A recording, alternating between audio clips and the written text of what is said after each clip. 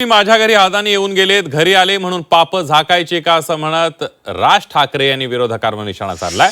2-3 वर्षांपूर्वीचा photo काढून दाखवतायत, घरी आला म्हणून हकलून देऊ का, अदानींबाबत बोलल्यानं मिरच्या झोंबल्याचं म्हणत राज ठाकरेंनी सत्ताधाऱ्यांवर हल्लाबोल केला। विशेष नाही, मी इतका अडाणी नाहीये।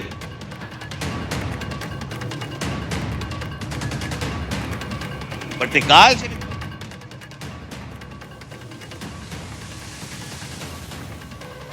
निकाल जे तुम्हाला सांगितलं की जवळपास 60% म्हणजे हा माणूस कधी सिमेंटमध्ये कधी नव्हता, तो आज माणूस 2 नंबरला सिमेंटमध्ये आलाय। आज देशातला 2 नंबरचा सिमेंटचा व्यापारी तो आहे।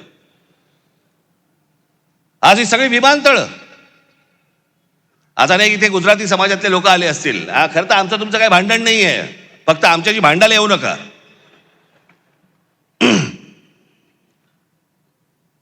हे जे डाव रस्ता आहेत याच्या विरोधात खरं तर इथला गुजराती समाजाने उभं राहिलं पाहिजे, त्यांच्या विरोधात।